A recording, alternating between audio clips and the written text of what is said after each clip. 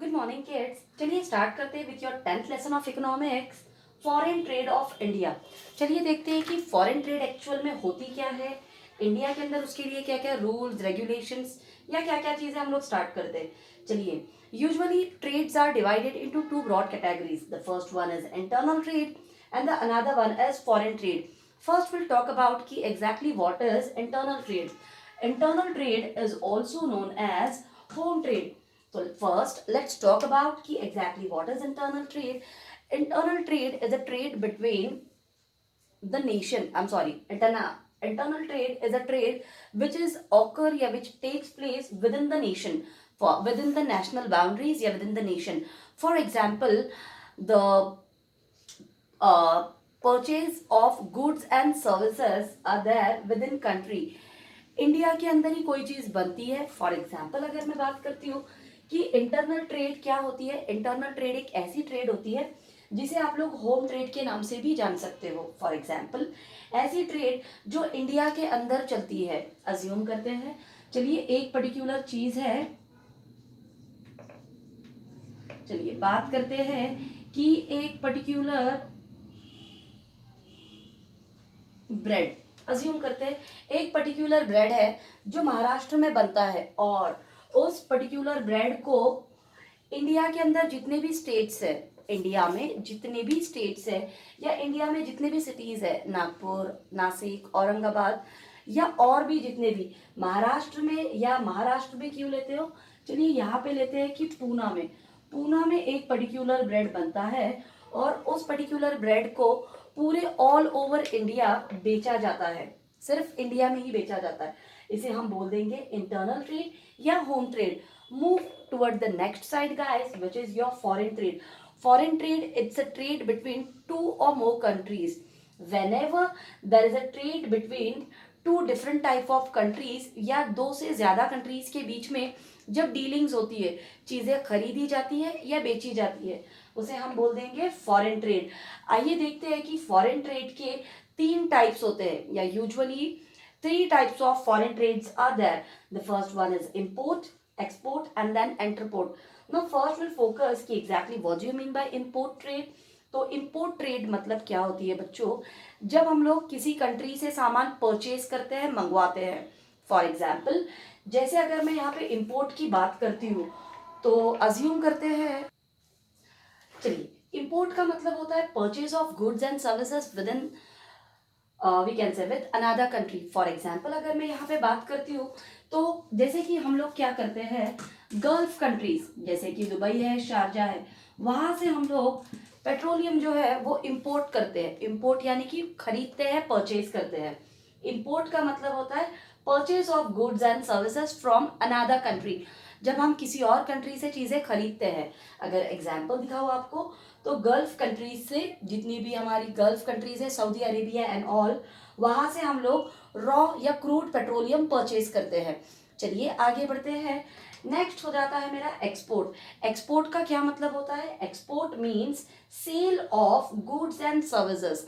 Cell of goods and services means what, कि over here you are selling something to another country. यहाँ पे आप India की कोई चीज दूसरी कंट्रीज में बेचते हैं। अगर मैं बात करती हूँ इंडिया के जितने भी स्पाइसेस है, यहाँ की जो क्लॉथ्स है या यहाँ के अदर ऑर्नामेंट्स है, if will talk about spice, clothes and ornaments of India, तो they are having very huge demand in another countries या अब्रॉड। अब्रॉड में हमारे इंडिया की इन चीज़ों की बड़ी डिमांड है, जिसकी वजह से इंडिया ये चीज़ें बेचती है, सेल करती है दूसरी कंट्रीज को। So what do you mean by export guys, export means sale of goods and services to another country. किसी और कंट्री को चीजें बेचने की जो प्रक्रिया होती है या जो वे होता है उसे हम बोल देते हैं एक्सपोर्ट ट्रेड। चलिए देखते हैं what do you mean by entrepot. Now entrepot it's a combination of both import and export.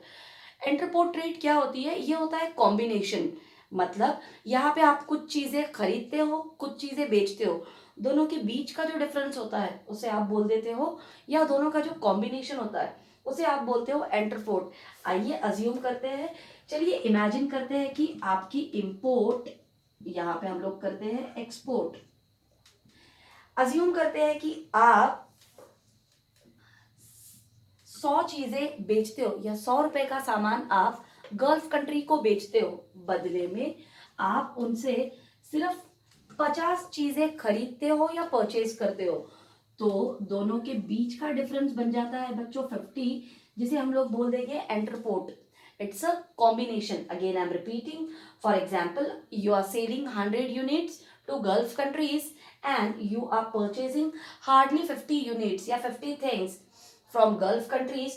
So the difference between both of them is 50 and the same is called or known as interport. Yeah, we can say combination of your import and export. Okay guys, now let's start with the role of foreign trade. चलिए देखते हैं कि exactly foreign trade का क्या role होता है या why foreign trade is very very important. The first one is to earn foreign exchange. Yes, foreign trade plays very important role in we can say earning foreign exchanges from another country. As I told you कि आप दूसरी countries से चीजें खरीदते हो और बेचते हो, तो बट ऑफ कोर्स इसमें आपको मिल जाती है फॉरेन कंट्रीज की करेंसीज. तो फॉरेन एक्सचेंज दूसरी कंट्रीज से अर्न करने में ये पर्टिकुलर चीज बहुत ज्यादा यूजफुल हो जाती है. आइए अगला देखते हैं, एनकरेज इन्वेस्टमेंट. एनकरेज इन्वेस्टमेंट के अंदर क्या आ जाता है? यस, जब आप एक कंट्री से दूसरी कंट्री की तरफ चीजें बेचते हो, खरीदते हो या और जो भी चीजें आप लोग कर लेते हो, जिसकी वजह से क्या हो जाता है कि आप लोगों में इन्वेस्टमेंट करने का या वी कैन से पैसा बड़ी बड़े कंपनीज में एमएनसीज में इन्वेस्ट करने का एक पर्टिकुलर आप लोगों को आइडिया आ जाती है, टैक्ट आ जाती है. जैसे अगर मैं बात करती हूँ एनकरेज इन्वेस्टमेंट की, जब आप लोगों को पता चलता है कि आपकी बनाई हुई चीज़ों की डिमांड दूसरी कंट्रीज में भी बहुत ज़्यादा बढ़ रही है या दूसरी कंट्रीज में ज़्यादा है, तब आप क्या करते हो, ज़्यादा उस चीज़ की तरफ फोकस करते हो और उस चीज़ से आपको प्रॉफिट ज़्यादा मिल जाता है फॉरेन एक्सचेंजेस के थ्रू, फॉरेन करेंसीज के थ्रू, और आप सभी लोग इन्वेस्टमेंट की तरफ फोकस करते हो या आपको वीकेंड से एक तरह से प्रोवोक किया जाता है, मोटिवेट किया जाता है, सपोर्ट किया जाता है या एनकरेज किया जाता है कि आप इन्वेस्टमेंट कीजिए. जितना इन्वेस्टमेंट, जितने पैसे आप इन्वेस्ट करोगे उतना रिटर्न आपको मिलेगा. Next, division of labour and specialisation. Yes, division of labour and specialisation means what guys, कि पहले क्या होता था ना कि जब फॉरेन ट्रेड नहीं थी या आप जितने भी, जैसे मैंने बताया, इंडिया में बनने वाले जितने भी मसाले हैं, कपड़े हैं या ज्वेलरीज है, ऑर्नामेंट्स, इन सभी की अब्रॉड में बहुत डिमांड है. यह हमें कब पता चला? जब हमने यहाँ से चीज़ें वहाँ पे एक्सपोर्ट की. Then will come to know कि these things are having huge demand in abroad countries.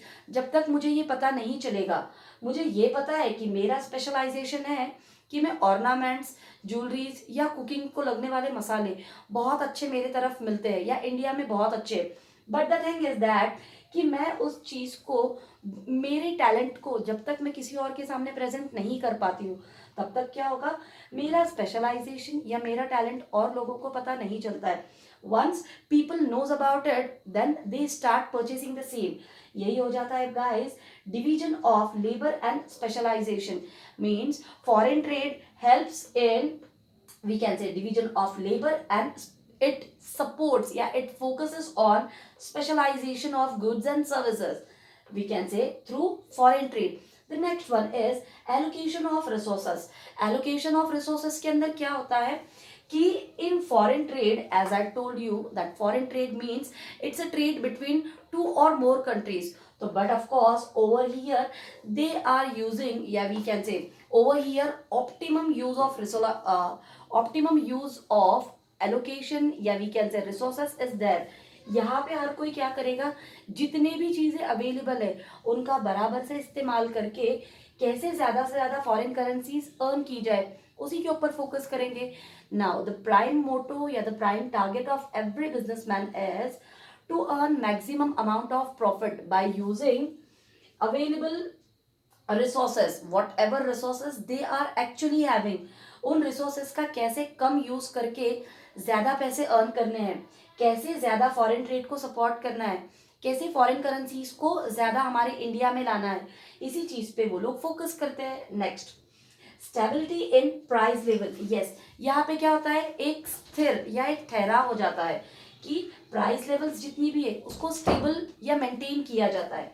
Next, availability of multiple choices. Yes guys, if we can say trade is taking place on, we can say, foreign level या different different countries के भी साथ आप लोग trading करते हो, जिसकी वजह से क्या हो जाता है कि customers are having an number of options या they are having multiple choices for purchasing whatever things they want to purchase in front of them, they are having an number of options and choices. Market के अंदर अगर हम लोग बात करते हैं foreign trade की वजह से क्या होता है, सिर्फ इंडिया नहीं, इंडिया जैसी बहुत सारी कंट्रीज इकट्ठे आती है और अपनी चीजें बेचती है, खरीदती है, जिसकी वजह से मार्केट में बहुत सारे चॉइसेस और ऑप्शन हो जाते हैं. Next, goodwill.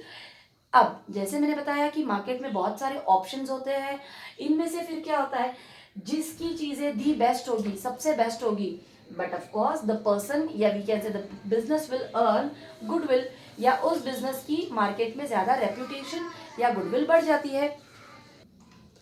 चलिए अगला देखते हैं, recent trades in exports and recent trade in imports. Now do one thing guys, come on page number 96. चलिए सबसे पहले हम लोग बात करते हैं, first will talk about recent trade in exports. देखते हैं engineering goods. Now according to engineering goods export promotion council report, the share of engineering goods was 25% in India's total export in 2017-18. Within the category of the prominent exported items are transport equipment including automobiles and auto components, machinery and instrument. चलिए अगर मैं बात करती हूँ engineering goods की, तो जितने भी ऑटोमोबाइल सेक्टर्स होंगे या ऑटोमोबाइल से रिलेटेड जितनी भी चीजें रहेगी, ये सारी चीजें हम लोग क्या करते हैं, एक्सपोर्ट करते हैं अनदर कंट्रीज को, जिसकी वजह से हमारा कंट्री का ग्रॉस डोमेस्टिक प्रोडक्ट या जो जीडीपी होती है वो क्या होती है, इंक्रीज होती चली जाती है और हम ज्यादा क्वांटिटीज में फॉरेन करेंसीज अर्न कर पाते हैं. दूसरा देखते हैं petroleum products. India's petroleum capacity increase significantly since 2001 and 2, due to which India turned as a net exporter of petroleum refinery products. Petroleum product had a share of rupees 4.3% in India's total exports in 2002 and 1, which rose steadily by. अगर मैं बात करती हूँ petroleum की products की, तो petroleum के product जितने भी हम एक्सपोर्ट करते हैं उसके अंदर भी क्या हो रही है, धीरे धीरे इंक्रीज हो रहा है या बढ़ता चला जा रहा है. केमिकल्स की तरफ मूव ऑन करते हैं. Chemical and chemical products, an important export item that has performed reasonably well over the last few years in chemical and chemical products. The share of this item was again increased. If we'll talk about chemicals and chemical industries, जिनमें chemicals का use होता है, ये चीजें भी हम लोग ज्यादा हद तक की एक्सपोर्ट कर पा रहे. With the help of it हमारे पास में फॉरेन करेंसीज या फॉरेन एक्सचेंज ज्यादा मिल पाता है. नेक्स्ट वाला देखते हैं, James and jewelleries. Gems and jewelry is one of the major contributors to export earnings in India, having a share of rupees 13.3 in India's merchandise export in 2014 and 15. Yes guys, as I told you कि Indian ornaments are having huge demand in abroad countries. India की जितनी भी jewelleries है उसकी abroad countries में बहुत demand है, जिसकी वजह से क्या होता है कि इससे मिलने वाली फॉरेन करेंसीज भी क्या हो रही है, इंक्रीज होती चली जा रही है. अब ये जितने भी हमारे एक्सपोर्ट्स हैं, इंडिया क्या करती है, इंजीनियरिंग गुड्स पे कुछ पैसा वसूलती है, पेट्रोलियम प्रोडक्ट्स, केमिकल्स, ज्वेलरीज और लास्ट वाला बच जाता है टेक्सटाइल और रेडीमेड्स. इन सारी चीज़ों को बेच के या अनदर कंट्री में सेल करके इंडिया क्या करती है बच्चों, बहुत ज़्यादा फॉरेन करेंसीज कमा पाती है. लास्ट वाला पॉइंट देखते हैं, textile and readymade. Textile and garment exports together accounted for 11.3% of India's export. अगर बात करते हैं टेक्सटाइल और रेडीमेड गारमेंट्स की, तो यस ऑफ कोर्स इंडिया के जितने भी रेडीमेड गारमेंट्स हैं या जितने भी क्लॉथ्स होते हैं, टेक्सटाइल मतलब कि रॉ क्लॉथ और रेडीमेड मतलब स्टिच्ड मटेरियल, ये सारी चीज़ों की भी अब्रॉड में बहुत ज़्यादा डिमांड होने की वजह से व्हाट हैपन गाइस कि will earn an number of foreign currencies या we are able to sell. ये सारी चीज़ें हम ज़्यादा वी कैन से कंट्रीज में बेच पाते हैं और but of course in return हम ज़्यादा फॉरेन करेंसीज अर्न या कमा पाते हैं, अर्न कर पाते हैं या कमा पाते हैं. चलिए नेक्स्ट वाला देखते हैं कि इंपोर्ट्स में क्या क्या हो जाएगा. Petroleum has always some trends in imports. Petroleum has always remained the most important item of imports in India. India's trade in the pre as well as the post reform period, it had a share of 27% in total imports in 1990 and 92, which currently stands at around 31%. If we'll talk about import कि जो चीज़ें हम लोग purchase करते हैं, पहले हम लोग कुछ 27% खरीदते थे abroad से petroleum, but now the ratio या the percentage is increased by 31।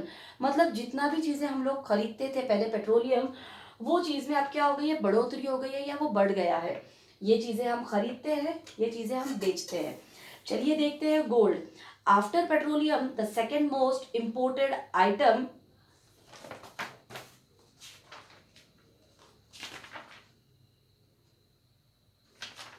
okay. After petroleum, the second most imported item is gold. It has been observed that there is a significant drop in gold imports. अगर बात करते हैं petroleum के बाद हम लोग ज्यादा क्या चीज खरीदते हैं या दूसरी कंट्रीज से मंगवाते हैं, तो वो हो जाता है गोल्ड। गोल्ड भी हम दूसरी कंट्रीज से खरीदते हैं, जो भी क्या होता है इंपोर्ट, इसके ऊपर भी हमें बट ऑफ कोर्स दूसरी कंट्रीज को पैसे देने होते हैं। देखते हैं third one, fertilisers. The share of fertilizers in import expenditure declined from 4.1% in 1990 and 91 to only 1.3 in 16 and 17। पहले हम लोग क्या करते थे कि फर्टिलाइजर्स भी जो है वो बाहर की कंट्रीज से मंगवाते थे, बट नाउ अब क्या हो गया है, ये फर्टिलाइजर्स में थोड़ा सा डिक्लाइन हुआ है या कम हुई है। जितने भी फर्टिलाइजर्स है, मे बी ये जो केमिकल्स हम लोग एक्सपोर्ट करते थे, उन्हीं केमिकल्स को ऐड करके या कुछ प्रोसेसेस करके फर्टिलाइजर्स अब हमारे पास में भी हो जाते हैं, जिसकी वजह से इंपोर्ट कुछ हद तक के कम हो चुका है। Next, iron and steel. चलिए देखते हैं कि आयरन एंड स्टील में क्या होता है। The share of iron and steel in import expenditure decline from 4.9 to 2.1 in 2016-17। Yes, whatever material, yeah, we can say whatever item we are purchasing like iron and steel from another country, दूसरी countries से जो भी हम steel और iron खरीदते थे, उसके अंदर भी क्या हुआ है, बहुत हद तक के वी कैन से डिक्रीज हुआ है। ये सब कुछ है मेरे कुछ रिसेंट ट्रेड, जिसकी वजह से मेरी फॉरेन ट्रेड क्या हो रही है, एक्सपोर्ट पे हम लोग थोड़ा ज्यादा फोकस कर रहे हैं, वेयर एज इम्पोर्ट्स को हम लोग कम करने की कोशिश कर रहे हैं। चलिए देखते हैं, इसमें कुछ कॉन्सेप्ट ऑफ बैलेंस पेमेंट है। चलिए देखते हैं कि concept of balance payment actual में क्या होता है। The balance of payment of a country is a systematic record of all international economic transaction of that country during a given period, usually a year. Now, according to Ellsworth, balance of payment is a summary statement of all transactions between the residents of a country and rest of the world। अगर हम लोग बात करते हैं कि balance of trade या we can say balance of payment क्या होता है, तो बैलेंस ऑफ पेमेंट होता है एक सिस्टमैटिक रिकॉर्ड, सारे ट्रांजैक्शन का एक सिस्टमैटिक रिकॉर्ड कि एक साल भर में आप लोग कितनी चीजें खरीदते हो और कितनी चीजें आप लोग बेच पाते हो। चलिए देखते हैं कि बैलेंस ऑफ पेमेंट क्या हो जाता है। बैलेंस ऑफ पेमेंट, चलिए देखते हैं कि एग्जैक्टली बैलेंस ऑफ पेमेंट क्या होता है। बैलेंस ऑफ पेमेंट ये होता है कि एक साल भर में आप कितनी चीजें परचेज करते हो, कितनी चीजें सेल करते हो, उसे ही हम बोलेंगे बैलेंस ऑफ पेमेंट। चलिए बात करते हैं balance of trade is difference between.